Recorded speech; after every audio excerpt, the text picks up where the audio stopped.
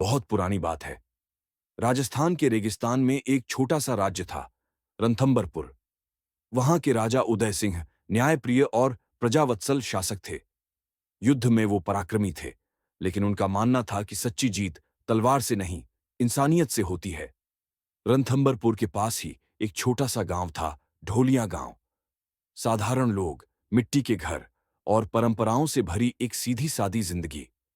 एक दिन गांव के कुछ लोगों ने अजीब बात देखी।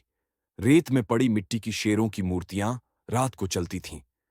कोई कहता वो पहरेदारी कर रहे हैं, कोई कहता वो किसी पुराने श्राप का असर है। पहले तो लोगों ने मजाक समझा, पर जब गांव के मुखिया जेठू चौधरी ने खुद अपनी आंखों से देखा, 3 मिट्टी के शेर रेत में चलते हुए, तो पूरे गांव में दहशत फैल गई।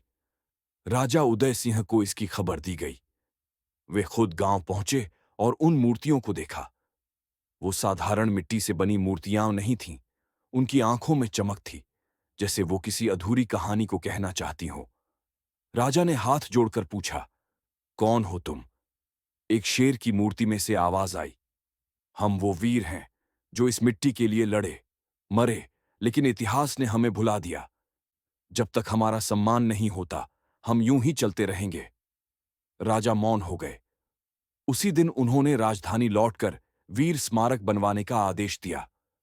उन्होंने पुराने ग्रंथों, लोकगीतों और बुजुर्गों से जानकारी लेकर उन गुमनाम वीरों के नाम खोजे और उन्हें पत्थर पर खुदवाया। जब स्मारक बनकर तैयार हुआ और उसमें दीप जलाकर पूजन हुआ, तब गांव वालों ने देखा, मिट्टी के शेर धीरे धीरे अपने स्थान पर लौट गए और फिर कभी नहीं हिले। ढोलिया गांव में आज भी लोग कहते हैं, मिट्टी के शेर तब तक चलते हैं जब तक वीर भुलाए जाते हैं। तब से हर साल रणथंभरपुर में वीर स्मृति दिवस मनाया जाता है।